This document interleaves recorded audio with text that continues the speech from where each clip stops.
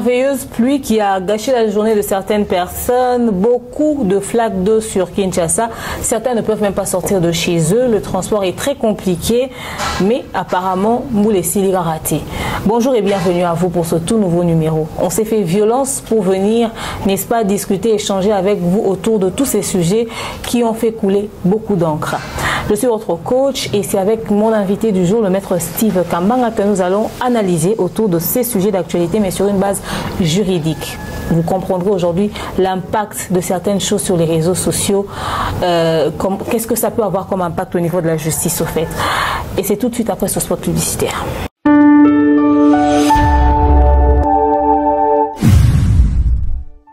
De nos jours, l'hygiène intime est une priorité. Voilà pourquoi Maliane vous propose des produits d'hygiène intime à base des plantes naturelles, testés et approuvés dans les plus grands laboratoires dans le monde. Maliane vous propose des thés de fertilité pour hommes et pour femmes, du thé pour bain à vapeur after accouchement pour soulager les maux de dos, gel intime pour hommes et pour femmes, produits pour les règles douloureuses, fibrome, endométriose, polykystie, myome, resserrement du muscle du vagin, trompe bouchée et j'en passe. Vous avez également des produits qui vous aident dans tout autre type de soucis gynécologiques que vous pouvez avoir. Ceinture abdominale, vous avez les protège-slip, les bandes hygiéniques et tous ces produits sont disponibles sur notre site www.maliane.com. Passez vos commandes à travers notre numéro affiché directement à partir de notre site et vous serez livré partout dans le monde. Maliane pour une hygiène intime parfaite.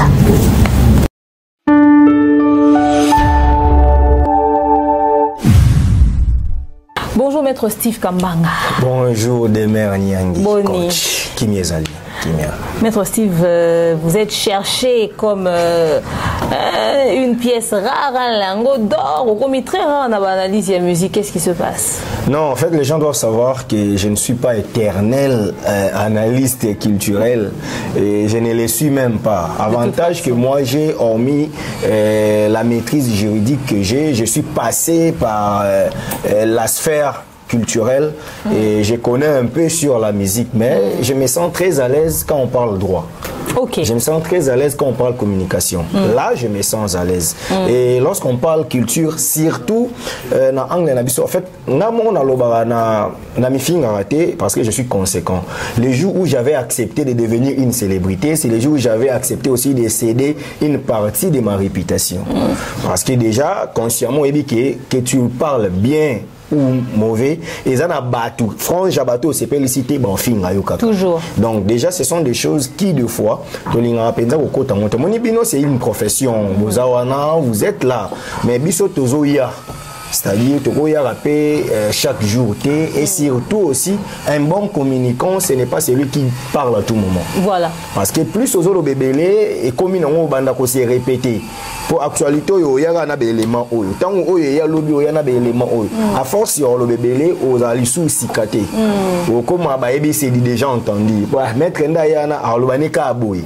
Or et ça, je sais que quand je viens communiquer dans des mers officielles, c'est-à-dire bateau Hollande, il faut pas prendre l'eau au moins il y a mettre dans les cas d'émission, moi je l'appelle numéro. Mon numéro 1. Après ça, par exemple, Maxime Moroboy. Le numéro 2, il y a un principe Moroboy. Le numéro 3, il y a un adage Moroboy. C'est ça, en fait. Donc, les choses doivent évoluer. Moi, je ne suis pas permanent pour parler musique. Et quand je parle musique, parce que c'est une passion, mais je préfère plus qu'on parle des choses édifiantes à la société. Notamment des sujets de droit, des sujets sociopolitiques, des sujets économiques, des sujets culturels. Donc, ils ont un cas à musique. Parce que nous, sommes en Congo, quand on parle de la culture, on a une musique. Si on a un ministre de la culture, il y a un artiste, il y a un Congolais, surtout il y a un musicien. Moi, je suis un comédien. Il est difficile, on a un sculpteur. Je reconnaître comme artiste na Congo, na Kin. Au monde a pensé que logo la Amina Steve Bandoma que je sali. A autre ça l'activité na Wallonie Bruxelles. Mais qui peut en parler? Pour Nini? En fait, na Congo, on a célèbre ça la musique ou théâtre. Or la culture, yo ça littéraire, je sais. Au moins tant que l'âge d'or, il y a histoire latine, il y a histoire littérature latine. Et dans l'âge cinquième époque en fait. C'est l'âge d'or où Auguste a commencé à sponsoriser les artistes. Et ce qu'on dit artistes, il y a mingi, ils ont littéraire. Au monde a Ovid, ou be conducteur libre, au monde a auteur ya makasi ebele, parité Tacite, tant comme agricole, et ça na temps en année oyoyo littérature romaine ezoaka ampleur makasi. Malgré des efforts à Cicéron, où ils ont na troisième époque, mais na quatrième époque, au monde avec empereur Auguste, la littérature latine et même qui Rome na expansion mondiale. Parce que biso tant to betali solo ya Congo, surtout la culture, il faut to lo ba kaka musique. Or to bosani ke bato ba komara ba livre ba artiste. Au monde parce que ngala linga ka tege na yana lo ba kaka musique, mais na linga plus na lo ba culture. En tout cas, Maître Steve Kambang, on va parler culture. Salutations à maman Malienne, la sponsor majeure de cette émission, papa Jean-Flavien Kaniki et maman Sandra Guito Kaniki. Salutations à vous. Maman Bellevue Kandi la poutine de l'écriture, maman Charlotte Lumumba, maman Régine Boukolo, Bouzé Belé, maman Patenka, maman Divini Kali, notre manager le Kinga Kaimo Boutou, Mbotenayo, et mes salutations à Aïdor Bokwala et force à toi. Aïdor Bokwala. Les cas qui bien, vraiment. Pema, courage. Battez la moi, na biso zawana, biso mo ba mama ya moi na tozali wana to accompagner et aussi biso bientôt soutenir yo na sens wana. N'est-ce pas bon séjour en Europe à Thierry Mombaya à tonton Bev, votre absence était très remarquable na matanga mais ba va comprendre que bon emploi de temps mon très chargé le général Kelly Charleston Botenayo. Maître Steve, parlons de la star, puisque nous parlons aujourd'hui sur... on sera plus sur la base juridique. De la star, artiste comédien, à Perdaki Mouassine, quelques temps après que Baba Lana, il a été accusé d'avoir tué sa femme, de l'avoir battue et de l'avoir tuée. Alors, et Kendaki sur les réseaux sociaux, je pense qu'on a eu à en parler plus d'une fois. Beaucoup de personnes disaient que De la Star est porté disparu. Or, en réalité, De la Star est en détention dans la prison à 4e rue. Limité. Rappelons que De la Star est en prison là-bas parce que Makala, Balobaki, Moutokenena, noté jusqu'à nouvel ordre, on est par M. Constant Moutamba. Mais il fait quand même un appel, il dit que Banda Koti, dossier n'a classé sans suite, mais également, moi, si n'a Kunda Mararati. Ça, c'est une question cruciale que j'aimerais que les gens m'entendent bien. Do la Star, c'est un artiste que je vois et que j'apprécie. Mais surtout, le artiste est comme citoyen, comme tout humain qui a besoin d'assistance au moment difficile. Et je me fais son avocat sur cette émission pour essayer d'expliquer la lanterne quant à ça. Les gens doivent savoir que Dola, déjà, à Outekoba la Moissi. Après Moissi, la mort est venue. Les gens doivent savoir qu'il y a un principe, un maxime qui dit la mort est certaine, mais l'heure de la mort est incertaine. Quand la mort arrive, personne ne sait l'heure ni l'endroit où la mort les surprendra. La mort est venue visiter Madame Dola d'heureuse mémoire. La dame décède. Premier suspect, c'est son mari. Parce que entre les informations que j'ai, Bandeko vivre dans un hôtel de la ville en entendant Bandor Lukanda, Kunabango, au Barofanda. Peu importe l'endroit. Mais le cas Bandeko cohabiter, le premier suspect s'avère son mari. Na ba premier élément où babimi sakawa nezaki na en justice té o ba moni na bendi on dirait ba beta ki on dirait ba salaki on dirait bref la mort apparaissait moins naturelle, c'était une mort préméditée. Or en droit il y a une différence entre le meurtre et l'assassinat. Le meurtre et l'assassinat n'y a quoi mais la différence c'est que meurtre y a par inadvertance.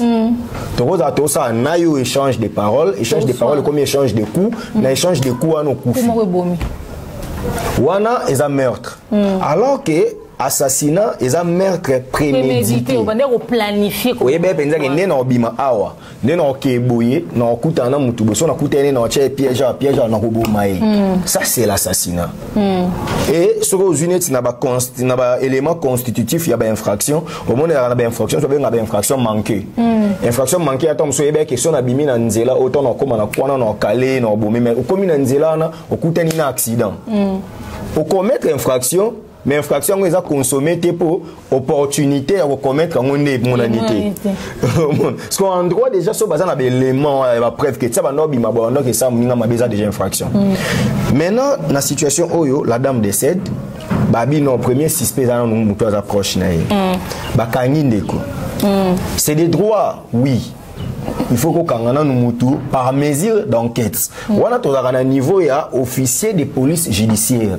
Tant ba ça la inspection sur un dossier ne ba ko kanga suspect. Parce que na les charpente il y a des procédures pénales. Na et pas OPJ mutu o ba kangi ba benga suspect. Ce qui a commis et pas magistrat a commis inculpé. Ce qui a l'ongé pas magistrat a commis pas juge a commis prévenu. Ok. Ce qui a na kokangama a détenu.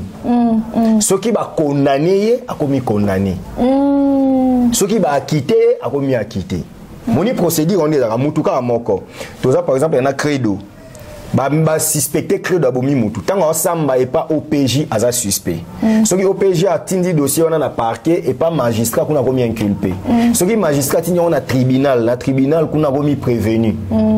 Mais ce qui déjà ba mikangela qui azaki na makala azo ça la détention préventive aza détenu. Mais ceux qui s'y collent au jugement bimi parce que le jugement a des sentences, soit condamnation, soit acquittement.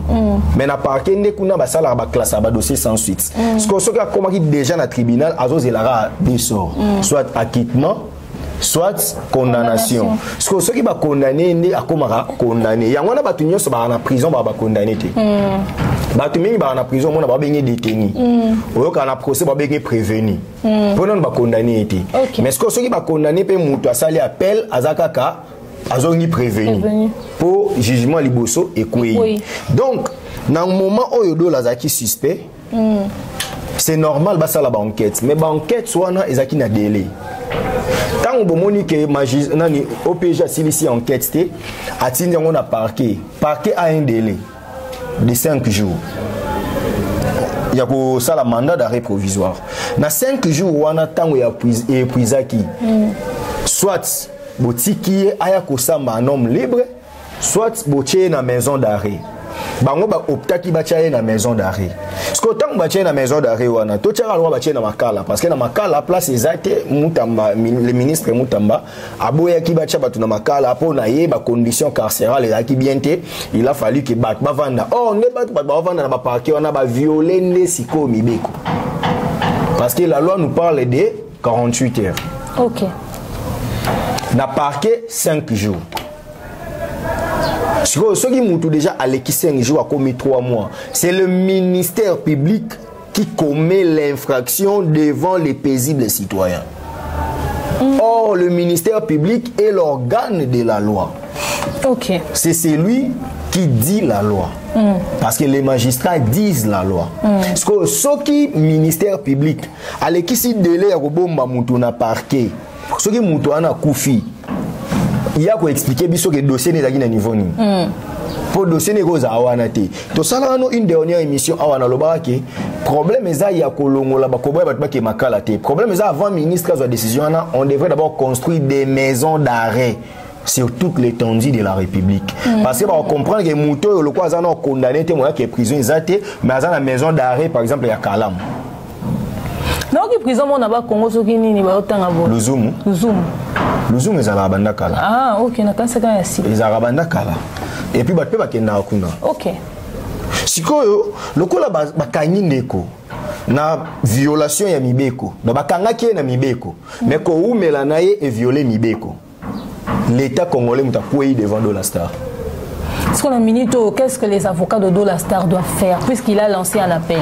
Les avocats de Dolastar doivent saisir la Cour constitutionnelle pour l'inconformité d'interprétation des lois.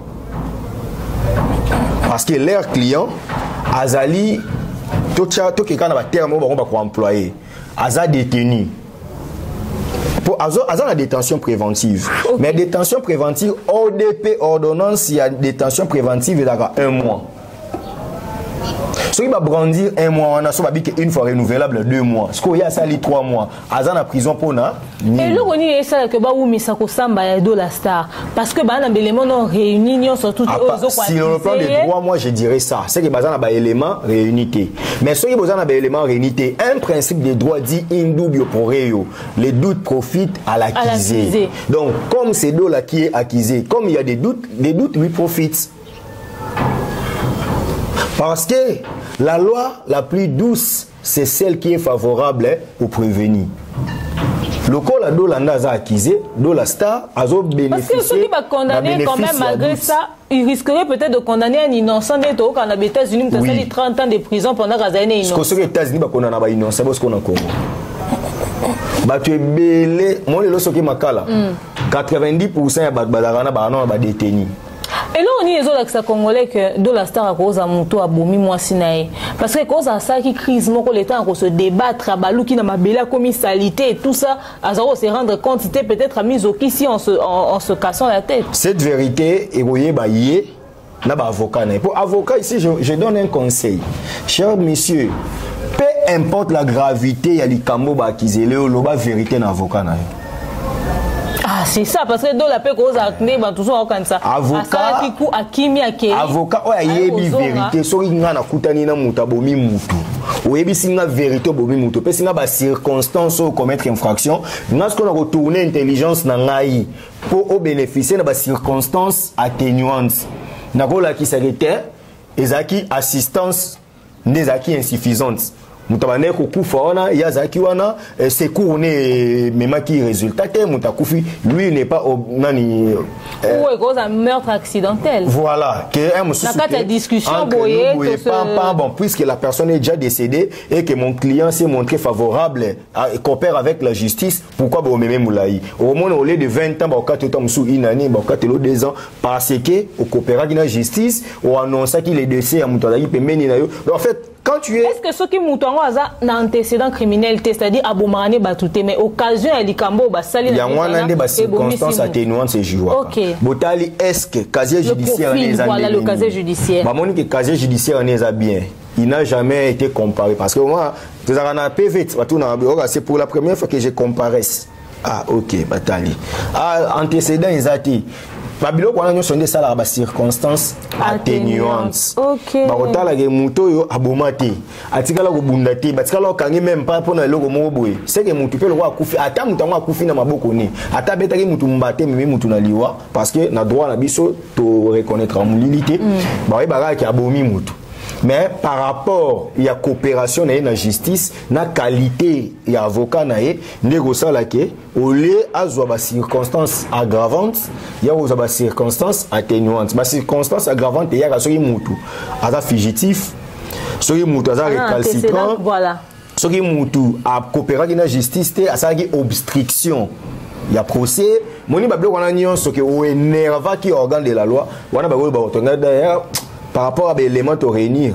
Tu aurais au PSO 8 ans, mais yo aux 13 ans. Vraiment, bah avocat de la Star Bossa Moussa Makasi Mingi. Mais déjà ici, même pas les avocats et l'État congolais, la société congolaise doit savoir que la liberté est un principe. La détention est à exception. Dans le monde où est libre, c'est un principe que tout homme doit être libre. Mais l'exception de la liberté, lorsqu'il y a une commission d'un délit, n'est comme détention. La liberté étant un principe, les avocats des dollars doivent savoir maintenant qu'on joue parce que la société congolaise, il faut qu'on doit protéger les citoyens. Voilà. Parce que les dollars aujourd'hui incarcérés, ceux qui battent biso, ceux qui tombent biso, tout expliquer, tout le monde va pour nanim. Or, il est présumé innocent. La présomption d'innocence, c'est un principe qui s'achève que lorsque il y a toutes les condamnations, il y a une condamnation définitive, allais-je dire, et que toutes les voies des recours sont épuisées. Dans un tribunal de paix, ceux qui sont condamnés à salir appel, jugement en écouille, à qui na TGI, ceux qui sont condamnés à salir appel à qui na cassation, ceux qui na cassation, à quitter, n'y ont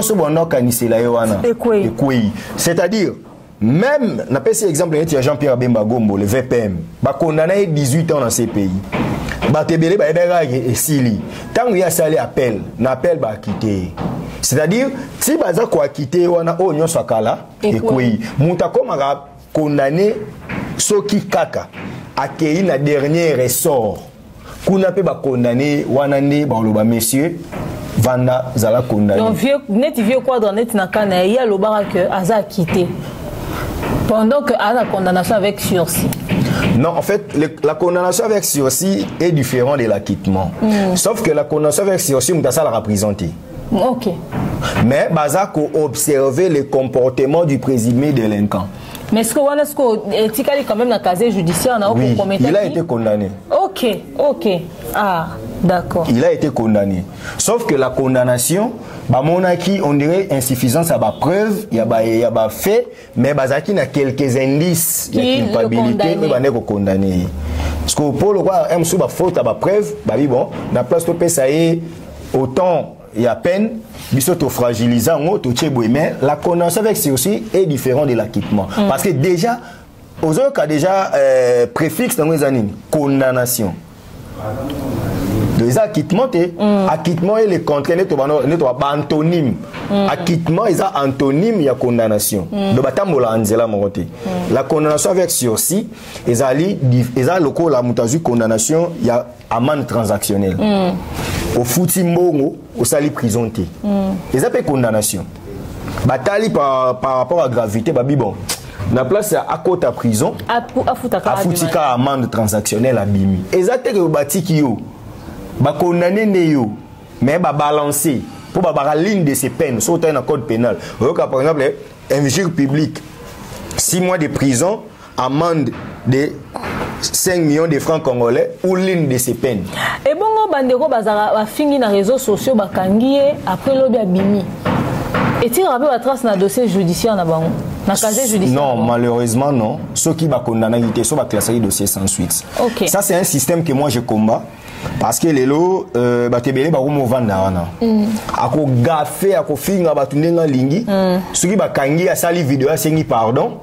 Et tant a sengi pardon bah classé dossier sans suite magistrat a foutissier caution il y a liberté conditionnelle comment on bat mawana moi pas sur liberté provisoire à partir à paquet bah évique au bandoyo samba 2 fois par semaine 2 fois na pratique route balandela on pété au quoi y a première semaine deuxième batiki na bangoyo et ça déjà coopération mais c'est prévu dans la loi mais et fragiliser système nabiso nous devons arriver à un niveau que ministère public bah monique Ndeko a fini moutou, demain a fini moutou na TV. Avant que tu portes, avant que la victime a porté plainte, le ministère public s'est saisi. Ce qui a se saisir quand on a dossier wana. A kangi moutou. Attends moutou a sengi pardon. Le pardon est si il s'est infraction té. Un avait et ça est même à circonstance atténuante. Et si c'est infraction té. Parce que infraction. Oui. C'est ça maintenant la récalcitrance. Or, Moutabongo, est-ce que Moutazo mérité ce qu'on peine d'emprisonnement? À la rééducation, il y a solo pour ce que Moutou n'a pas faculté normale tant en bimantika. En tout cas, alors qu'en est-il du dossier de notre cher Patrick Alubumbashi qui nous a laissé parce que moi c'est une séance dans la salle de sport et finalement moi c'est un maître après Roland moi c'est un peu maître à Bétier à Koufi. Ce dossier, comment est-ce que ça doit être traité au fait? C'est le meurtre. D'ailleurs, là, c'est pas le meurtre. Moi, je dirais que c'est l'assassinat. Parce que tant que comprenait qu'il était faible devant eux. Il balait, tout le monde a filmé, la femme assistée. Donc, c'est quelque chose de très planifié. Et moi, je pense que le coup, il aura 20 ans d'emprisonnement. Oui, parce que ça soit donc, les coachs. Il y a le bas qui que, Babi, tant où Moni Azolanda, on a si mal, tika ya to kenene tina ndako. Et puis, tant que sur la vidéo, il dit. Quand il est dans la vidéo lui-même, il dit à la femme, il lui dit, il y a un beau maillot. C'est ça la préméditation. Ok. Donc, ici, la commission rogatoire est en nini. Et ça que le juge, il y a Lubumbashi, place Mamouta Koufaki, a la possibilité, il y a un juge, il y a place Nekwana Zali pour respecter la compétence territoriale. A ici, juge Joana, kangela nga mutu ana tinda ba agent ya police judiciaire ba kanga mutu ana transférer na territoire na ngai. La commission rogatoire s'est fait aussi sur le plan international d'un pays à un autre. Mais ce qui babi parce que nga loko na loba oya monique na ko ça ya ko contredire. La commission rogatoire sur le plan international existe, comme l'extradition aussi existe. Mais l'extradition, plus c'est entre État et État. Mais quand c'est la justice elle-même, le juge, c'est la commission rogatoire qui doit faire ce travail. Juge Al-Gumbashi, ayo qui s'envoque, ndekwana en Afrique du Sud, azana makoki ya kukomela. Juge ya juridiction wana, pour ba kangande kwana bazongisi. Ceux qui bazongisi, basambise comme l'assassin. Oyo a consommé infraction na ya bomi mutu, ba condamner c'est tout, na ba complice o ba assistaki. Y compris master na ba neko beta na mutu, master na o filmaki na mwasi oyo azaki wana. Tous doivent être arrêtés, jugés et condamnés parce que Patrick a ozongate. La justice pour Patrick, les soulagements, il y a âme, il y a Patrick et aux ala bateau ba bomier ba piriger peine conformément à la loi. OK.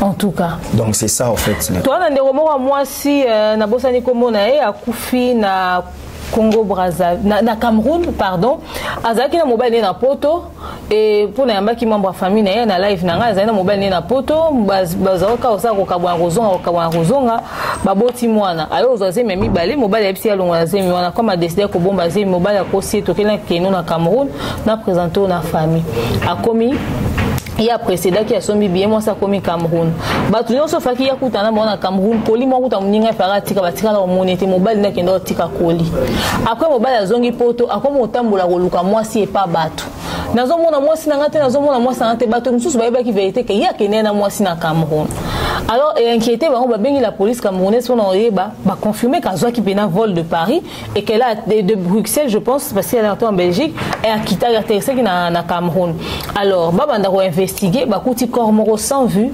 calciné non leur résidence yande mobile wana et avec après des investigations approfondies effectivement c'était le corps de la femme ba sengi ba rapatrier corps mais dossier en quatre maboko à justice belge parce que elle était d'abord à Bangunda voilà masa congolaise y avait pas na biso awa alors mobile yango jusqu'à présent en détention té et puis à récupérer qui moi na ndako na na maboko moi si mususu un dossier comme ça. Non, raisonner pour ça, on a cours à LD, les droits internationaux privés. Il y a tellement un élément d'extranéité. Là, j'essaierai trop savant si pour autant. N'a pas expliqué. Parce que ma camarade les ça na réseaux sociaux, toujours analysé sur internet. L'homme est camerounais. Les bases juridiques. Le mari est camerounais. La femme est congolaise. La femme est congolaise. Belgique. Ils sont belges. Bazoa de Mikanda apparemment. Baza belge. À comment des sujets belges? Déjà, la Belgique défend une citoyenne Yambo Kanae. Le Congo défend l'originaire qui bénéficie aussi du droit sanguin du Congo. Le Cameroun est impliqué parce qu'on accuse leur fils d'avoir tué quelqu'un. Ah, on va bien à arbitrage. Arbitrage, c'est sur le plan international. Il y a une cour où il y a une affaire à Boumou. Ok. Comprendre? Cour internationale de justice, CIJ. Kuna siko il faut porter plainte. Ok. Soit sa famille au Congo va porter plainte dans la Cour internationale de justice. Ok. Que babomi moi en abisso, mais moi na moi za CIJ belge. Belgique ko yapé qu'on s'appuyer na plainte soana que babomi citoyenne belge. Le Cameroun et pour défendre pe ya bango. Et surtout que les maîtres pe Koufeli et pas na bango. Moi si comme on est Pamela. Ouais. Paix à son âme. La famille de madame Pamela. Et mobile en comme on est Wilfried. La famille de madame Pamela, paix à son âme, traduisez monsieur Wilfried à la Cour internationale de justice. Comme ça, vous donnerez maintenant une brèche à la Belgique de défendre sa citoyenne. Ok. Et le Cameroun, aussi la police camerounaise va certifier que réellement la personne a été assassinée dans son territoire national. Puisque le corps a été identifié de toute façon. Le Cameroun aussi, à Rosala, dans 4 dossiers pour Anini, le pays, l'État a été incapable de sauver Batutu va se retrouver qui n'a qu'à sa territoire. Donc le Cameroun sera obligé de laisser la justice condamner Wilfred. En tout cas, des affaires comme ça, c'est quand même assez sensible. Oui, monsieur, parce qu'on a le cas d'Alexandra quand même aussi qui était décédée au Canada. Heureusement, si enterré, je suis sûr que la maman a dû échanger. Ils ont pris des ça les entendre, même si de l'enquête ou pas. Mais il faudrait vraiment connaître ses droits, connaître la loi et savoir, surtout avoir des bons conseillers qui vont t'orienter sur les bonnes pistes juridiques pour perdre nini raison d'ayoter. Alors maître Steve, toujours avancé peu à peu na katika émission na biso avant de rentrer dans mambo bitumba faire ego la na ba héritier watana sur la base juridique impact nango. Baraka Mugisho bakanga qui est pour dépravation des mœurs babilo réunion sur sanitaire au bar en public ayako baka azobela mutu mais tomoni ba avocat nae ba lobby qu'il a été libéré et tout ça et Baraka Mugisho célébration dans quatre église parce qu'il a été libéré banguna nae ba koti mai. Est-ce que l'état n'a biso ceux qui va décider qu'on libérer peut-être parce qu'il a apporté des preuves qu'il était vraiment fou mais l'état congolais a laissé en liberté un fou ou il est conditionné qu'il doit suivre un traitement? Déjà, moi j'aime dire les droits. Déjà, un fou, c'est un incapable devant la loi. Bakanga alibo mate. Bakanga alibo mate, bakondana kete. Boko kanga pour éviter dégâts. Bien on a bacha on a centre de sauvetage, bacha on a CNPP, na centre ya psychiatrique, bacha bango kuna et lelo. Un fou qui marche librement, c'est un danger pour la société. Ok. Donc, les magistrats instruisant cette affaire doivent être entendus par ses pairs. Pour attirer Moutalibo Montamo, Azo diriger l'église. L'église Association sans but lucratif. Donc, ils ont réuni Bat. Comment vous pouvez laisser un fou? Parce que le fait que vous libérez qui est, moi je sais que pour confirmer que quelqu'un est malade, il faut qu'il y ait une note de médecins, 3 médecins légistes des hôpitaux différents. Ok. Pendant la clinique, on va tester babige. Yé aza fou, docteur mon en docteur mon clinique chinoise, docteur mon a CMK. 3 médecins légistes. C'est que dans la démarche, il y a un avocat, il y a Bishop Baraka, 3 médecins légistes et qui rapport médical, Kaza Liboma. Les magistrats Monique est incapable de été à Samba à condamner parce qu'il agit, Moutou et ça la bienté. À libérer, mais à côté qu'on libérer, bon, moté Fariba Memae, dans le centre psychiatrique, ba meme na Téléma, ba meme na CNPP pour ba soigner ceux qui habitent, ba Monica biki nde bazonisi na société. Ceux qui habitent aux Arawana. Mais ceux qui, soit les magistrats, à l'année la quitté, ceux qui y a solo à Liboma, à Tikiye, soit magistrat à Yebi Kaza Liboma, mais à Tikiye, dans la société. Soit à Yebi Kaza Liboma, il y a un dans le but. Soit à Yebi Kaza Liboma, ils ont corps pour ça pour libérer. À quoi il déjà la corruption. Soit à Yebi Kaza Liboma, mais à Zui quand même risque il y a aussi Liboma Baraka Mugisho dans la société où il y a Yebi que à Koki Kozwa Muta Kati pour tabac condamné. Parce qu'on sait que Mutu Bakanga il faut pas entendre les magistrats. En tout cas, magistrat pour expliquer parce que nous sommes Liboma en liberté. Pour ceux qui ont Liboma, beaucoup de tickets en liberté.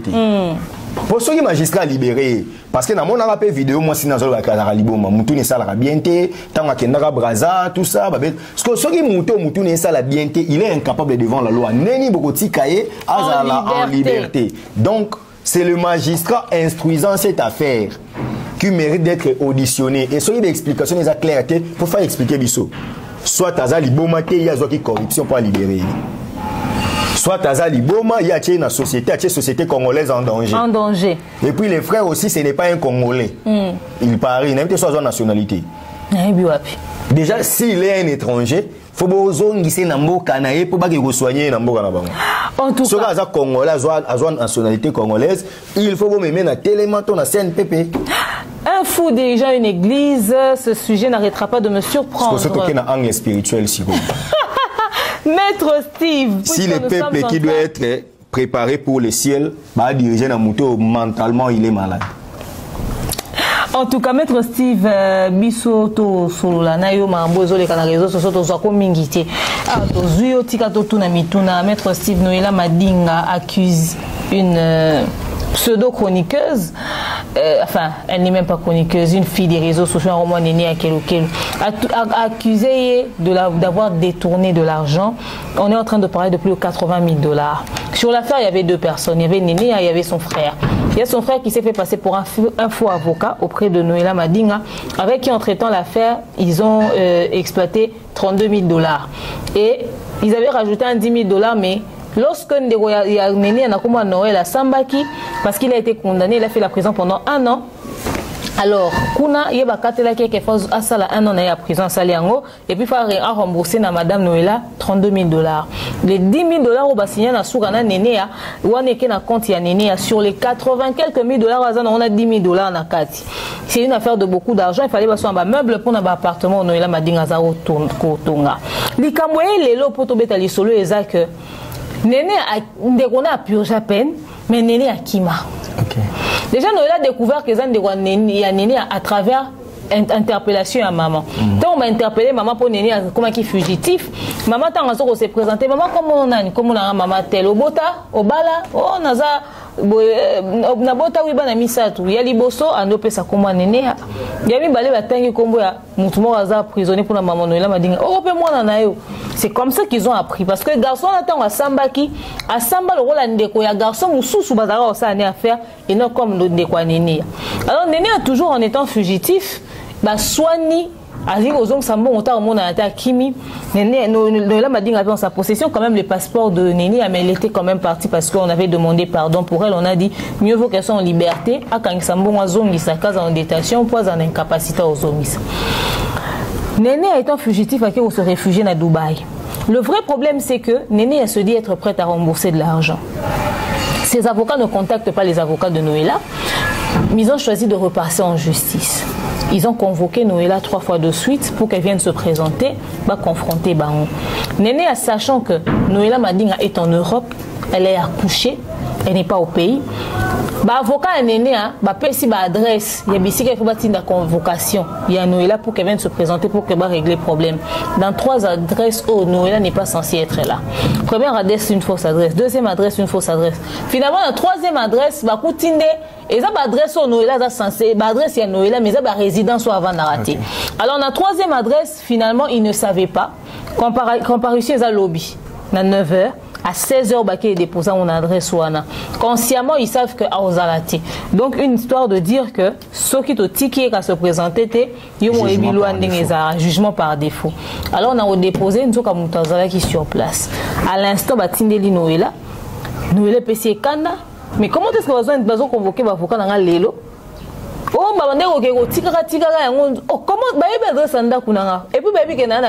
comment ils ont fait ça? Elle fait débarquer ses avocats. Le lendemain au tribunal Bakomi.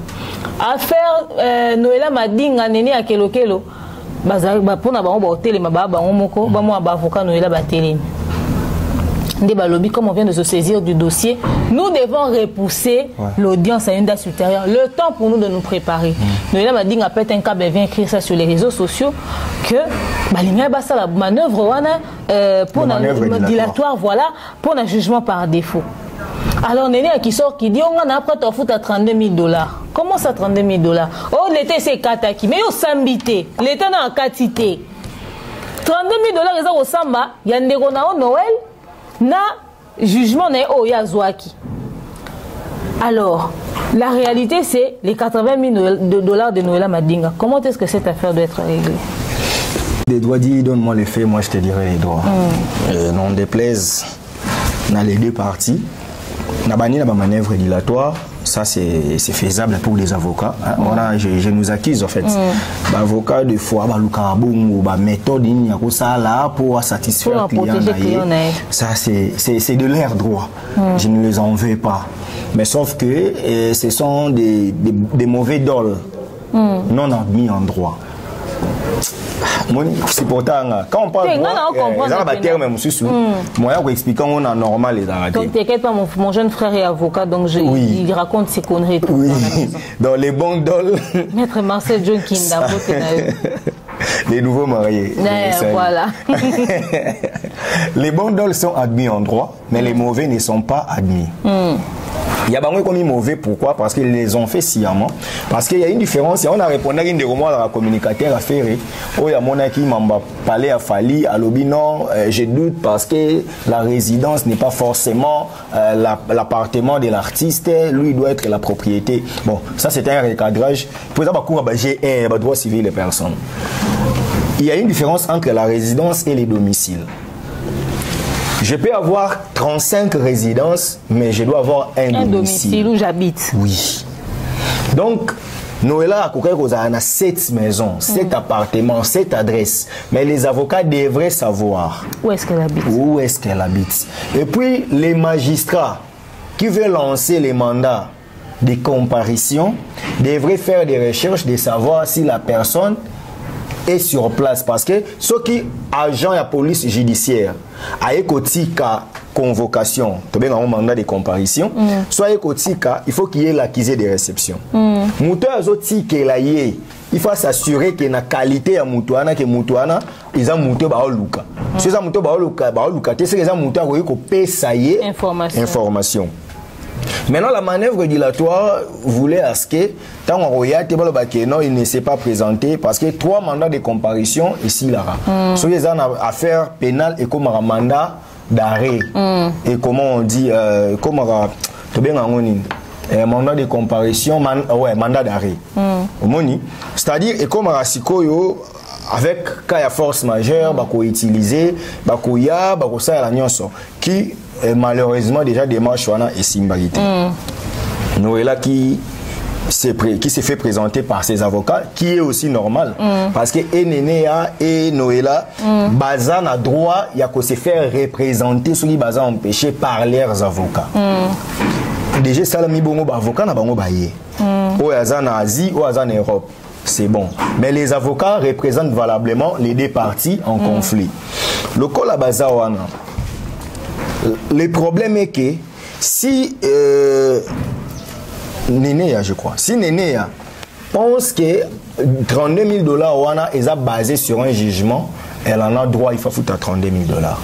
S'il y avait eu déjà un jugement. Mais 32 000 € en rapport à un jugement indéconné. Oui, il y a un qui est bien. Si Nénéa a un jugement, oui, condamné à payer 32 000 $ dans l'affaire Mobimba, il a droit à foutre à 32 000 $. Mais si ils ont affaire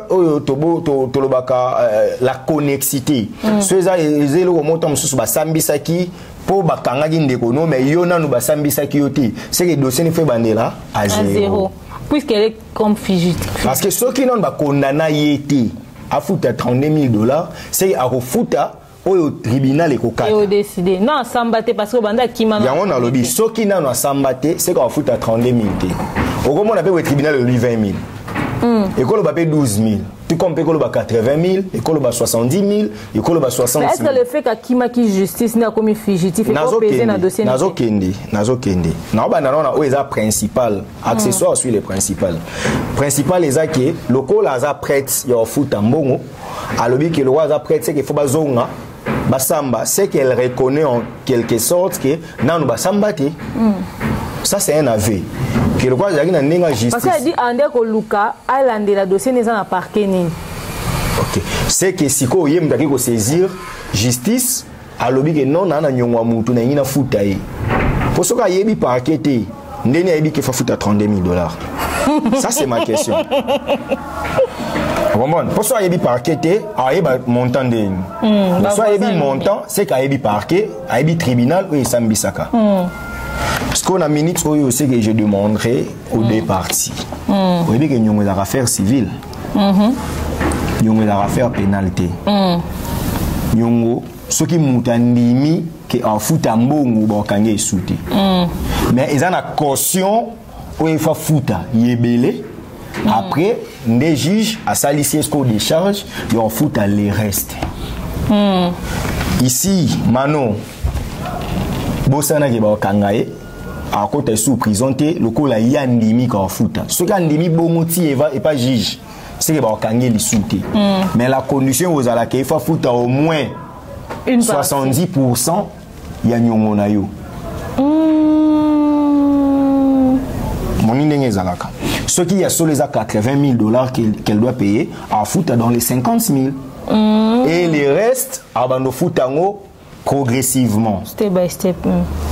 Donc c'est une affaire oyoyo si réellement les deux sœurs peuvent s'entretenir à l'amiable et que la volonté y a parti et a acquisé et ça y a qu'on rembourser réellement les frais bah retraiter à l'amiable mais ceux qui siko yo côté tout na qui poza fugitive loko la qui maki et ça siko déjà na ba doute oyo et rozala à son sort juge olobake déjà qui maki déjà yo za boité est-ce qu'à quoi comparaître personnellement pour toi na élément monsieur c'est ngaye moko moni place comme il ko peser contre parce que au miki melaki justice oh ce ko miki meli justice il faut zonga la justice ou réparer la justice en tout cas Maître Steve Kambanga, ces sujets font couler beaucoup d'encre.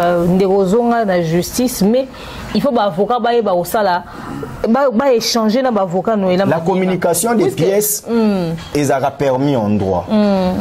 C'est dans l'affaire civile, c'est obligatoire. On doit se communiquer les pièces les deux parties. Partie à Néné doit communiquer la partie à Noëlla. Même partie à Noëlla, les mots la communication des pièces. Ils a permis na procès. En tout cas, un arrangement à l'amiable serait l'idéal. Il nous reste plus que 3 sujets sur ce plateau. On va prendre le spot publicitaire et on se retrouve tout juste après.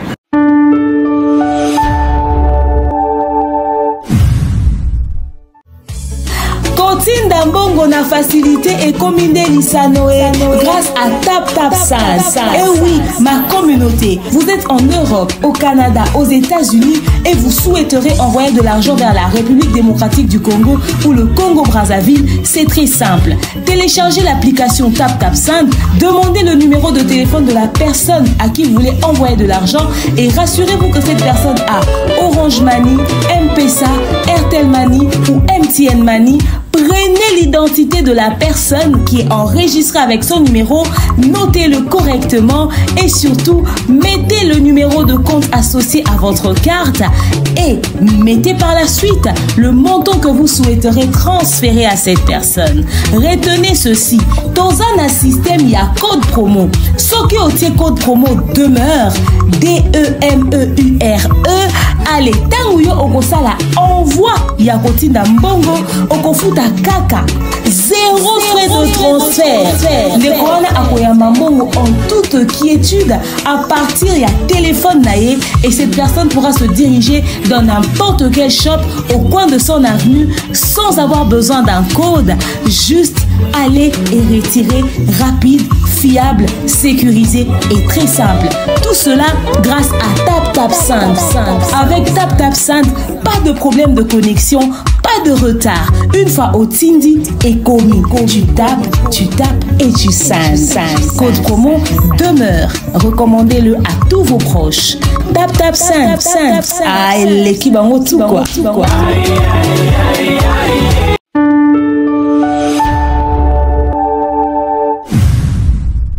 Voilà, alors nous sommes de retour sur ce plateau. Comprenez qu'il suffit d'avoir un tout petit peu de jugeote pour comprendre que beaucoup d'affaires sur les réseaux sociaux, sur la base juridique, seront traitées différemment que Mahmoud d'autres États. On a vu il y a tous les jours. Analyse Internet, analyse juridique. Des fois même, ils sont au comité d'infraction, analyse. Ça c'est vrai. Surtout les analystes d'aujourd'hui. Voilà. Des fois, on commet vraiment beaucoup d'infractions, soit dit sous prétexte que tout ça analyse, mais face à la justice, oui, c'est retrouvé. J'ai assisté plusieurs fois à l'audition, il y a des communicateurs, des analystes, des journalistes. Moi, je pense que maman va dans le bezagini, ora mo konzibo limbisa. Toyebi donc il y a ngana sekaka ba pomba ya média, ba pomba ba réseaux sociaux parce que ba roza pali kamno pa ba pesi ba lakso pa ba infraction. Penza, toi inspecteur moi ça na Gombe un inspecteur scellé. Alinga le lisa master na ngombe. Yom toloba oh yoti oh ngai. Bon, on va l'accepter preuve mambo lobaki. Est-ce que na cause image ça yoté émission là qui enregistré jour tel au loba qui boy ngongono yango tal loba si ça dit moi mam toto loba tout à l'heure et belé ba ya ka loba mambo za na preuve té jour ba tout na preuve jour oyo l'état congolais au tient rigueur que au sali infraction au mérité une infraction peine une infraction na yo ah t'as deux personnes comme exemple bah t'es belé t'es dégoûté en fait ma bé ya va te belé pourquoi ça droit constitutionnel moi je devrais faire le droit public le droit pénal en fait parce que dans un esprit il y a la loi il y a rigueur de la loi en fait mal bien que na sala droit savant droit ya batamayele pour entre biso na biso ba suma division to soit na to le droit public est plus pour na bato ba réfléchir ça pour le monde alors que le droit pénal droit privé est plus pour mais c'est vrai que je suis publiciste mais ngai na mon soro sali infraction il faut jouer en peine parce que peine les a deux objectifs et ça na ko contraindre mutu pour subir peine pour y baquer au bas privé au bas liberté pour sali mabe pour basingo ça été deuxième objectif la pédagogique OK pété yayo voilà. En tout cas, alors parlons de l'affaire Maria Tumba qui a fait un buzz énorme sur les réseaux sociaux. Koutounengena Betoli Solomoro. Comme un mot d'internet, on dit au moins moi ça na TikTok comme on est biabé. À ça vidéo tant mobile ni akufaka. Parce que vidéo avant quand son mari était encore en vie, bah publié qu'elle trompait son mari. Après elle a continué son mariage et tout. Quand mobile a couffé, il y avait des rumeurs qu'elle avait une autre relation, alors elle n'assumait pas ça. Hier moi a sali vidéo après matin à mobile déjà sur internet à lobby tant papa couffé dans na live na TikTok na mandé rolamba ndunda nene okeno hôpital babenga que papa couffé etc. Donc c'est ce qu'elle avait expliqué. Pas plus tard qu'il y a quelques jours il y a 3-4 jours à sali live azoloba parce que ba outi au publier na mobile azana actuellement ba publier ba nid dans mon réseaux sociaux alors ba Sarah Tolandé bazara ba charger lika mbweke zongi ça raté alors elle vient s'expliquer elle-même elle tombe sur un piège grave. OK. Parce que na papa banana ba yoka na raté ba forcément outi qu'elle a trompé son mari avec son propre beau-frère. OK. Alors cette fois-ci elle fait la vidéo elle dit ngakutu ndenge na zabwe tant papa akufa kingam na kanga emisu mobile actuel alors comme on est Ramsès ça biku tuna banda dia ko bana papa Ramsès à l'époque papa Koufina papa Ramsès na téléphone papa Ramsès azo saler les prières tant wakati mutema ngani na kanga kemi supo bana bazala kiti alors internet enflammé. Donc elle a confirmé l'adultère. Bazaki marié civilement. Bazaki marié civilement. Légalement. Maintenant le grand problème c'est que les gens ont les vidéos où elle disait après la mort de son mari qu'elle était en live et elle préparait les légumes quand on l'a contacté pour lui dire que papa a Koufiyaka. Maintenant la question est aux alassogi capable de rebondir live. Mais il y en a. Les gens ont ressorti ça. Ce gars qui na live c'est que oya lobby a mis balé et ça lukuta. Si quoi ce qu'on condamné pour un mensonge. Faux témoignage, il y a des coups. Mais c'est pas comme si on l'a appelée en live, elle était en train de pleurer. Non, elle avait fini son live, elle est partie et elle nous a raconté ça. Maintenant, on ne sait pas différencier la vraie version. Il y a la police scientifique. Ok. La police scientifique, il est-ce qu'on a pas de boutique à Moutoua quand on a mis sur Moutoua Kouf? Il y a un dans le bit.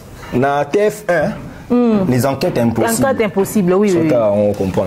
Moni, peu importe les années. La police scientifique, il y a pays où Bango Baza. A vous fini l'année passée. Baza capable. Il y a la heure. Oyo ba de ba loba ke papa wana kufi. Batali heure wana mwasi azaki wapi. Et ba déterminer o nyonso yo loba. Parce que quand on n'a pas kosi pas que ça va te ma passe. Kengam na kanga ye misu. Est-ce que tant papa ngwa kufi po mobile no kufi po kanga misu. Ba médecin bazaki te po batiko kanga misu. Akufela ina ndako. Amitié vers un problème. Voilà. Mais le coup les gens les babiloba lobanaye ont déterminé biso et aux arabes experts. Est-ce que les enfants de ce papa là peuvent se servir de ça parce que bah accusaient déjà que c'est elle qui est à la base de la mort de leur père à Petit. Maintenant ceux qui bango bazan a preuve qu'il y a ça en live. Tant papa bango akufagi et que biloko ya oloba ya ko kanga miso s'avérer vrai. Bako banda kotala que peut-être elle a participé à la mort de leur père. Surtout qu'elle dit qu'elle était avec son amant. Ce qui est Zabongo. Mais ce qui est coïncidé Kazaki na live. Oh, nous sommes bien Sima. Et quoi? Amitié quand on a problème. Kasi ba maman. On s'en va bilober sur les réseaux sociaux. Yo le papa bimayanke. Nous avons même en prison. Ah, et bon, surtout les na Kinshasa, on a poto ba ozata na logique. Coup des États-Unis, on va tout pareil. On a Kinshasa, on est dans la merde. C'est ce qu'il faut éviter. En fait, dans l'éloquence, on dit un éloquent ne parle pas trop. Un éloquent parle pour convaincre. Mais malheureusement, aujourd'hui, les deux qui des lecteurs et comme les aralisous, bon, parce que c'est vrai, tout le monde n'est pas éloquent. Deux fois, Nazaka contre magie à réseaux sociaux, mais tous en a choisi parce que le monde évolue. Et puis, si n'importe qui opportunité, il y a comme un peu Koloba. Or, analyse votre bataille en la classe. Autant qu'il y a l'université 5 ans pour analyste. Pour ça, l'analyse critique, tout ça. Bakebele, lelo, na on passe dans le forum des fois, WhatsApp, non? On est des confrères, on est des collègues. Ah, pour Nanini, pour le Simbari micro, il n'y a pas Simbari micro.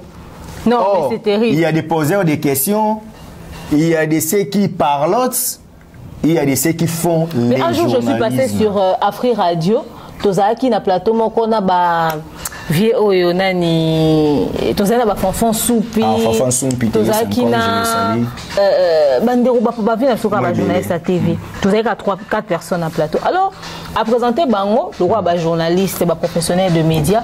La chroniqueuse, non, moi j'ai jamais été chroniqueuse. Ouais. Je suis analyste, youtubeuse. Ça n'a rien à voir avec la chronique musicale. Ouais. Bon, moi je pensais que tu étais journaliste, je n'ai jamais été journaliste. Ah, mais pour oui, justement c'est ça le problème. Ouais. C'est quand on n'arrive pas à définir ce qu'on est, qu'on commence à nous appeler abusivement. Il faut tout soin comme nous sommes. Parce que le jour où on tient face à l'ICAMO, ils ont un rapport dans le journalisme. Mais c'est que nous avons rempli nous respectons l'éthique journalistique, tu vois. Mais aujourd'hui, un pseudo, une personne qui peut toucher son micro, on l'appelle chroniqueur. Et du coup, il suffit quand on a un téléphone, il a smart, et il se filme et puis on n'a pas comment le banal il n'a pas. Il y a un petit Christian Loumé Babé un ingénieur, tout n'a pas. Ingénieur, pourquoi pas ça si ma caméra? C'est impossible. Alors parlons de l'affaire Maria Toumba. Nous allons parler comme ça du harcèlement à la place publique. Alors là, il y a Maria Toumba par exemple qui a eu une altercation avec une dame là-bas en Chine. Donc moi une vidéo d'une réseau social simani nanzoto et tout. Alors la femme la passe dans les médias. Bisson a dénoncé le fait qu'elle s'est fait violenter. Le problème de Maria c'était que elle est personnalité publique, oui. Une fois elle avait rencontré une dame. La dame lui disait que Maria n'a pas perana auto qu'en photo. Alors, bayo kanga photo. Tant bakangi photo na Maria Toumba, vidéo plutôt, bah ça vidéo na Maria Toumba. Tant bah ça les vidéos na Maria Toumba, elle met la vidéo à la place publique. Bah par où c'est ka Maria Toumba et tout. Elle fait une vidéo pour dire que nga écoute na zana nga fan nete na salé ka semblant, c'était pour l'humilier, pour mouna qui est sans maquillage. Alors une autre dame qui rencontre Maria Toumba qui sort son téléphone pour la filmer, Maria Toumba dit je suis pas d'accord avec ça, je peux pas me filmer, etc., etc. Alors, supprime la vidéo que tu avais faite. Moi, si on a beau supprimer, Simbani Nanzoto, et combien reçoit dans le magasin chinois, a mis cette vidéo dans les réseaux sociaux, partout Simbani Nanzoto. Et la dame dit, avec toute fierté, na bêta qui est bambata. A bêta qui est, elle le disait avec toute assurance, avec toute fierté. Malgré que Maria a sorti la vidéo de comment est-ce que l'altercation a commencé, il y a même une vidéo où on voit vraiment l'agression. Mais la communauté, une partie de la communauté soutient ce harcèlement public. Et on soutient une femme qui vient dire haut et fort que na bêta qui mbata kanisi azanani. Penses-tu que Maria Toumba devrait saisir la justice pour ça?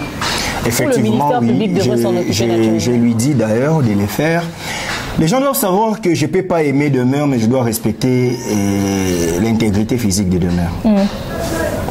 Si Maria Toumba, étant personnalité publique, a des gens qui ne l'aiment pas, ces gens-là lui doivent du respect. Ces bavures, c'est l'État qui s'en en occupe. C'est pas vous les communs de mortels. Parce que vous ne maîtrisez ni les méandres du droit, ni les ABC. Maria va porter plainte déjà pour le droit à l'image. Même si elle n'était pas une personnalité publique, moi également, j'aime pas qu'on me filme sans mon consentement. ceux qui ont fait le journalisme, ils le savent. Dans le cours de cinéma en deuxième. On ne peut pas prendre des images sans pour autant préparer et la personne.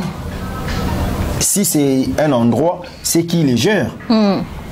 Par exemple, les domaines de l'État, les camps militaires, la morgue, tout ça. Avant qu'on filme, n'est-ce pas ce que il faut que le caméraman ait des autorisations dans la police et la morgue. Il faut que filmer. Parce que beaucoup filmer comme on sans vie et ça. Moi, bien beaucoup filmer. Et puis, un bon opérateur de prise de vie a refilmé Kaka Oya Yelaki. À telle altercation, moi, ça a mis payé dans le film. Peut-être y était. Il faut avoir droit et pas battre, on n'a pas filmé. Il y a un moment, on aura même, au moins que tu sois journaliste et professionnel, au côté accident, dans le télémo filmé. Si vous avez un côté, on peut filmer. Peut-être parce que les personnes filmer, il faut soit anglais, il y a bien information, il y a un peu ça. Donc, image étant citoyenne du monde, on filme, on peut y consentir. C'est ça qui me dit nous consent. C'est-à-dire ce que l'oba quitté, c'est que CP là qui va filmer. Mais le la CP là quitté, né en aboyaki. Ce que tant aboyi, c'est dans ses droits. La dame pouvait présenter des excuses à l'équipe. Ce que la dame a l'ingama yate, à ça l'ango pour à humilier. Tant à ça là qui agression, na kati agression on a bata l'infraction bimeni. Coup et blessure volontaire. Et puis elle assume au fait, c'est des procès qu'elle a fait des aveux. En droit pénal spécial, coup et blessure, tu vas coup ou blessure. Parce que infraction, il y a coup et zali. Il y a blessure. Nako beta yo coup mozoki te mena sali infraction. Nako kipe ko beto zoki. Oh na science baloba okozoka mubabe okozo kute mozoki parce que obiso to tuna ozo ku ozo kaneni so zikuté. Le muso akoza kimaki nga ku ya zoki. Oui. Coup responsabilité za blessure. Oh muto a bande ko menacer. OK. Yaba baka coup ou blessure. Donc la femme a okanga mawana pour apporter organe na emo ya nzoto physiquement fort pour beta la pauvre Maria. Asuki ou en atteint infraction, ça l'a dit déjà. La femme vient d'affirmer, elle a fait un V, il y a culpabilité. Et il y a un coup pour la ligne, adversaire. Sauf à Kangi, pour une agression, cause blessure volontaire, menace, pour nous tenir un avocat, il y a même la menace de mort. Qui a une intention à Boumaï. Ça dépend d'un avocat, un autre approche naïe. Avant lire l'intention, surtout les faits qu'on a pour ça vidéo à tali et vidéo, c'est qu'il y a une menace de mort. En tout cas, pour pas l'ouvrir caca, peine naïo. Voilà, ça va s'écrire. Donc c'est-à-dire, les Arabes, la dame à commettre des erreurs ébélées. Il y a pour filmer Moutou, qui est une infraction, sans autorisation. Il y a pour bêta Moutou, qui est une infraction. Et puis il y a pour ça la vidéo pour prouver qu'il y a l'État dans ma casse. Il y a pour bêta Moutou, pas c'est la ranité. Mais pour le ministère public et s'occupant dans le bloc, on a télé à Moutou porter plainte. Ça, c'est la faiblesse de notre État. Mon yo qui n'a pas tout. Mon apoto sur les qui a fait rouge.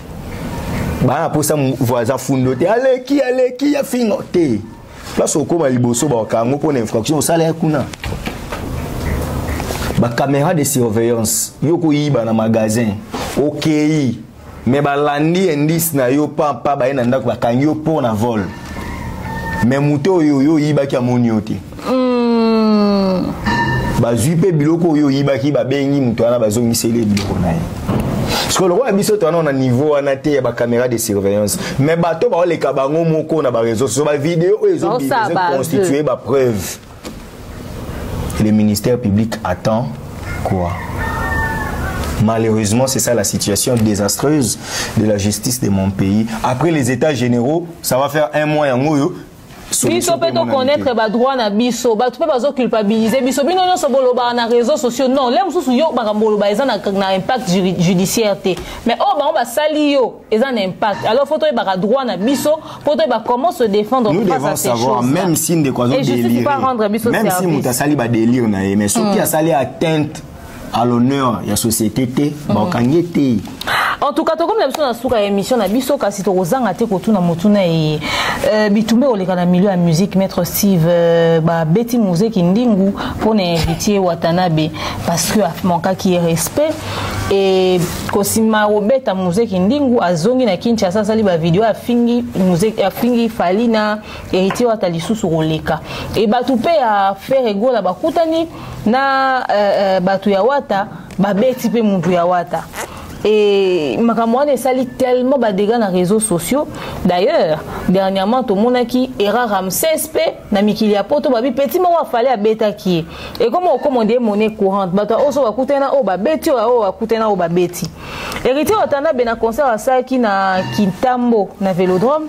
Alobi loko la justice azo aider bango tabi o le na balabala o suka na balabala, c'est-à-dire est-ce que to kutani to betani. Violence et agression à la place publique, ben jure parce que tant on est mutu loko la comme il y a makor loko a komi na ngambo a wata amoni ba dégâts kindingo asali nyamakor abimi modèle a fingi o na rotia mwate pour ka somo ben jure public ya modèle oyo o ba bango baso ko assumer. Moudouan Yamakoro basi bakanga kai na affaire fali pour pas des années azo récalcitrant na batunyo so ba ofinga lelo yo nti e comme na niveau bitumba c'est ça na ministère public na monsieur ne papa biso ya ministère de justice Constant Mutamba bazo ozela nini pour ba interpeller ba musiciens parce que et comme on est tellement loin que il y a des conséquences qui peuvent arriver parce que na kata mambo pe mutaro okufa. Le droit est tellement compliqué parce que en droit, nous sommes en droit écrit. Il convient que la loi avertisse avant de frapper. Et on ne peut pas juger, condamner sur une affaire qui n'est pas inscrite dans l'arsenal juridique. Mais tout ce qui se fait ici, c'est inscrit dans l'arsenal juridique congolais.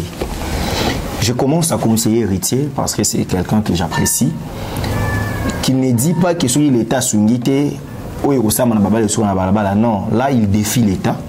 Mais peut-être que c'est une. Il y a ça longtemps qu'on a idée d'interpeller l'État. Mais dans l'aide juridique, c'est comme si elle défiait l'État. Que le roi Bino Boate, surtout Bomi Boyaki. Mais la force reste à la loi. À éviter les propos et à Bongo. À éviter les propos à Bongo. Maintenant, je reviens. Dès qu'on a vu ça, on a fait un bateau na bayolo. Azoé bate que la loi et l'équipe en relation au Yorkanisazana. Moni bateau ba finga, ils ont la tendance héritier, tendance à ferrer, tendance à falir, tendance. Les gens pensent que leader n'a pas en relation. Tonga moko na en relation. Le roi na sola na gouverneur, le roi na sola na ministre tel, le roi na boka Constant Mutamba, c'est-à-dire so ba kanginga a lo baboti kai po za mutu nanga. Skonga désormais ba kangi mutabongo. Autorité oya au côté là yé ngana s'attaquer là yé parce que vous encouragez les mal. Comment les artistes qui sont pères de famille, qui sont responsables des entreprises, qui sont des leaders d'opinion, le moins que rien peuvent passer dans les médias pour les insulter à la place publique. Les ministères publics se tuent. Les plaignants ne posent pas les actes. Et si quelqu'un ose de porter plainte, les autres disent musique et qui n'a bon. La musique n'est pas au-dessus de la loi. Ici, j'en appelle aux artistes congolais. Moutafinyo Kangisai. Moneti Oya Chokwana. Il a insulté héritier. Bon, Choko est au finité, il s'est dépigmenté. Tout le monde sait que Pembe Naye Zaya Choko. Ndeko ana fini héritier makasi tanga afinga yo kabeya na yabite ko mwana héritier kabeya bondonga n'est-ce pas héritier tanga fingi ba preuve ba identité zate et puis ta ba ba lo botong ba finga tantine Fanny eza falité parce que adversaire prétendu concurrent ferré au bon ba finga la nani quand vous insultez so kuté na ba roi ba biso boye na tangi so na bimiselo no se bloc bandolo banaye. Et Namboka Nabiso, sur le plan légal, l'homosexualité est interdit. Et quand vous insultez un père de famille, homosexuel, est-ce que vous en avez preuve? Parce que la charge de la preuve incombe à celui qui accuse. Vous en avez preuve, vous en avez ça. Banditisme, n'a pas injure publique, n'a pas dépravation de mœurs, n'a pas faux témoignage. Ngana ola Musakaka Constant Mutamba qui est un ami, qui est un avocat, qui est un ministre. Mon cher frère, il y a notre solo là. Aux yeux opportunités, aux l'autorité dans Moko. Le col aux awana, mon très cher frère. excellence. Sikso oluka mambu yango. Eza ngona mama banditisme urbain bakuluna te. Sikso oluka ezawa. Bomoni penza ke nyama ko afingi bakangi ba bisi omoni bato nyonso bofinga. Moni nyama ko exemple na bino a osala 2 ans en prison sans appel. A fouta autant comme amende transactionnelle. Bokangi kindingu. Daniel Bumba linga kote la ye boyebisi Daniel Bumba so sa yere ba kanga yo pona complicité. Po yazo kanisa ko aboka Daniel Bumba ne ba kanga Daniel Bumba n'est rien. Oh. Face au ministre de la Justice. Non, face à tout le monde, à un gouverneur élu par une frange au bazar représenter la représentation provinciale. Parce que mais il n'est pas au-dessus de la loi. Il y a quand ça atabwa ki ndeko ya Félix Tshisekedi. Papa Kamereze na mboko. Ata Tshisekedi Chilombo Félix Antoine, notre président de la République, à côté la Mundabongote. Jamais. Parce que soit à côté biso to banisco ko ategi. Pour azo ça l'obstruction à la justice. Parce que c'est un pays de droit. Les gens ont le droit d'être respectés. Si c'est un pays de droit, arrêtez Kindingu, arrêtez Nyamakor, arrêtez tout ce qui insulte. Tout le monde qui insulte. Tout le monde n'a pas. Ils n'allaient pas battre ma boke. Mouta ma boke. Asala batu ne ba fingi lage batu. Soko leki o critiquer ba ka. Soko leki o critiquer ba. Moni o ko vanda bolobi na lingagete en tout cas jouer liné na sepela na ngote. Mutu na nga leki na ko jouer. O sai no mabete. O lobi no ka ki yo apprécier ka ya yo. Mais soko fingi abota kate yo la biso rapport médical yo yaki na ngo la ka stérile. Soko fingi aza mutu munene omoni kutu misune sepel sangate faux chéri boy na balangage na ça faux chéri obenga moi si faux chéri nyonso ana tu vas le prouver. Injure publique c'est une infraction. Mais bato nyonso ba finga ba servir na nini na ba musicien na ba comédien bango nyonso rona bango za nini importance na ozani impact na ozani même ba sankara ba koma na niveau de comment alekaki na internet na kutana na je crois la tendance à faire abi fallait matisa batu na podium ba yemba fali mwana bandal de mukwata mwana ngiringiri insulte ça nabi donc yango etinda ki fait ratika kindingu afinga na podium boya on a ko justifier raison en bongo nabi OK c'est normal c'est un commun des mortels mais ce ko bakangi kindingu ba bisi kindingu moni bato bino bo loba wana ba finga giti babaki boza mwana ngiringiri koza mwana ngiringiri za lisumuté donc yo lokolo lobaki ki héritier deux fois oyo selon yo aza homosexuel d'ailleurs émission ezaka il fait mutaliboso abenga ka pe fali Tantine Fanny na plateau émission oneza sikoyo so bando kanga bango ezaka bozo côté la batu na bino batindi bino non nali pas mututé on doit arrêter et puis l'artiste et musicien Ferrego doit faire très attention parce que ce n'est pas son premier forfait.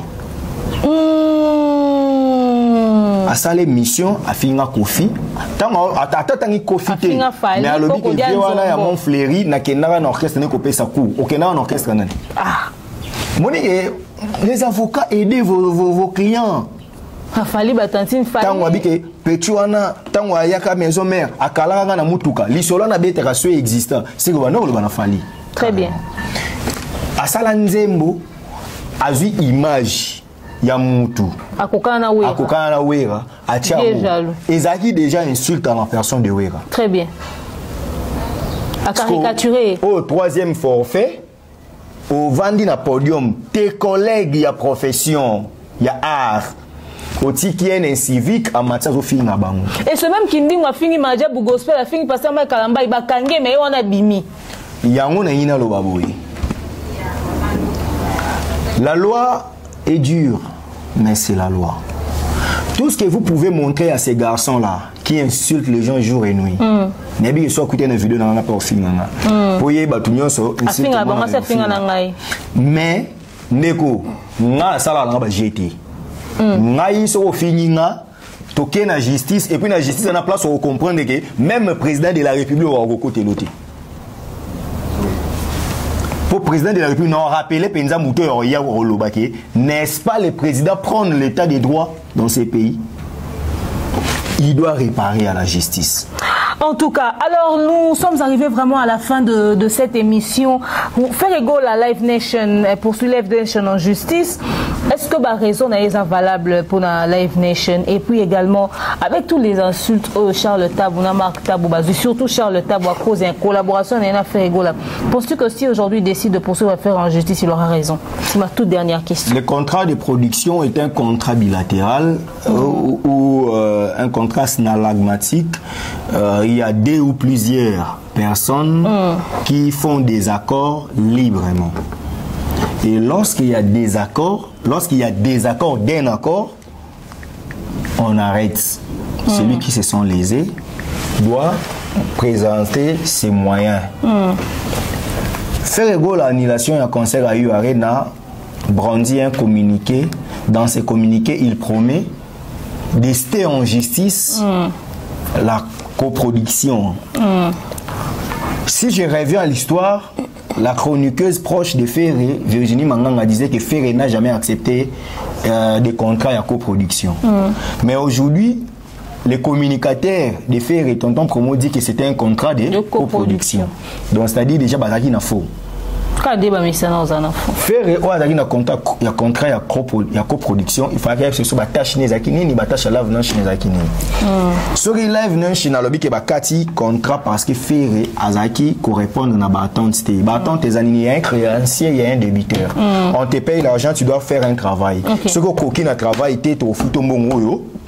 Bachembo ngopo obeta na concert mais soko te ki ba billet na ndenge bango ba lingelaka et comité soko komi na kota wana te ba annulé. OK. Parce que ceux qui ba bika te ka ki ba billet te. Yé a fond na Live Nation pour ba commettre infraction nini.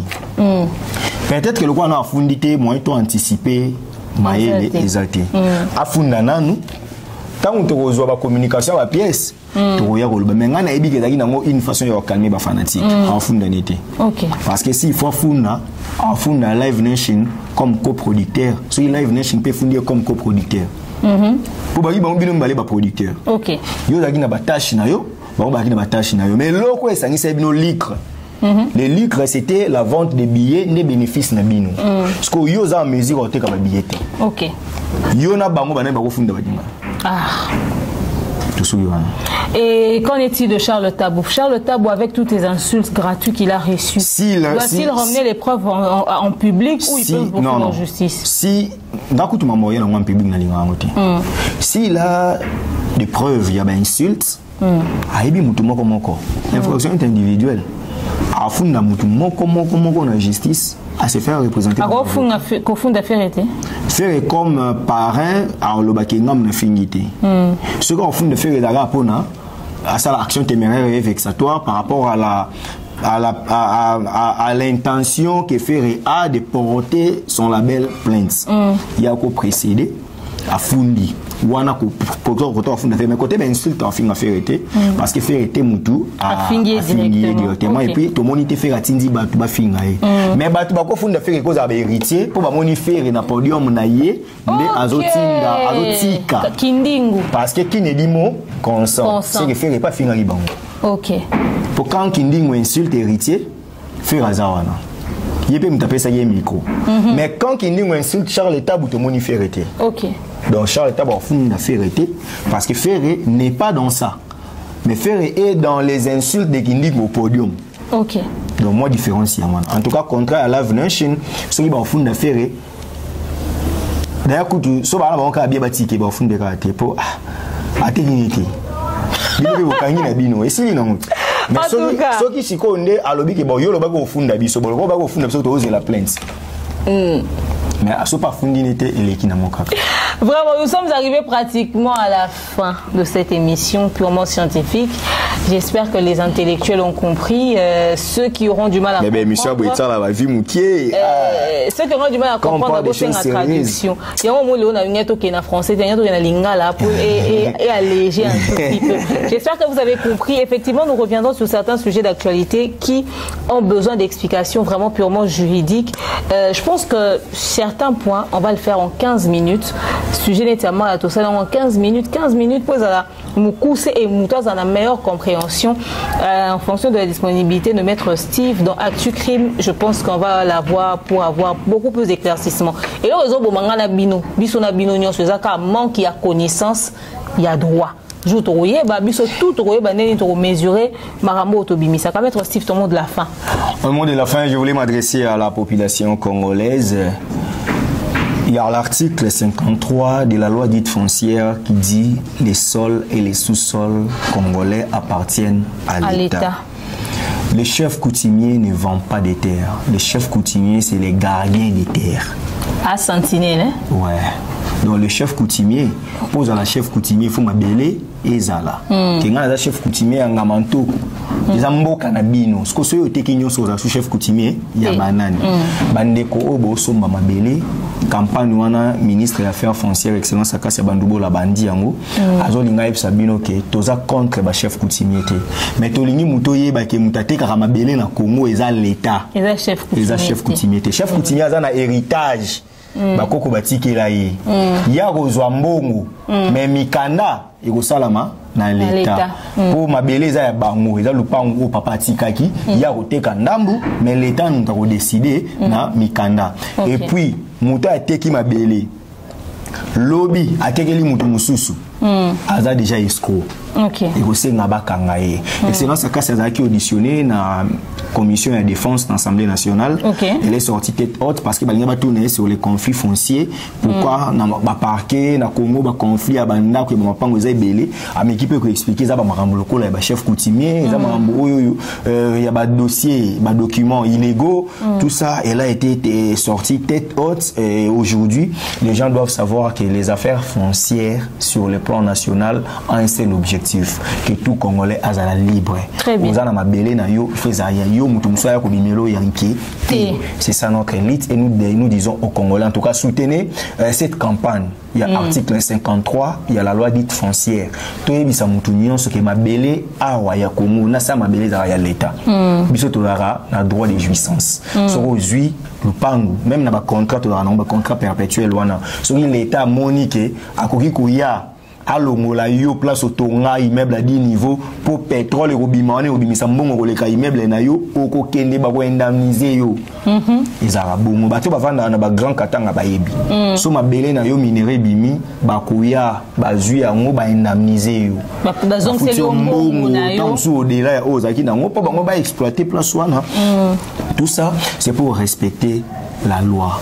Donc voilà le message que je pour les Congolais au Bozolanda biso soko sombi lupangu na yo osombi mabele osombi ndaku kende na circo foncière salisa mikanda na yo osali ba dépense normale ba pression mikanda olandi procédure mabele wana mutakoya ko déranger yo azati. Merci beaucoup maître Steve Kambanga likamba lupangu lobi ba ko soma mapangu kuna likolo après comme ya rosona ya rowele la baboto la pasoma ke pa chef coutumier na banza boyoki. On va recevoir le maître Steve Kambanga prochainement et comme je vous l'ai dit, ça sera en 15 minutes qu'on expliquera chaque cas et l'impact juridique ou judiciaire que ça doit avoir par la suite. Mais sinon, d'ici là, portez-vous bien, on se dit à bientôt.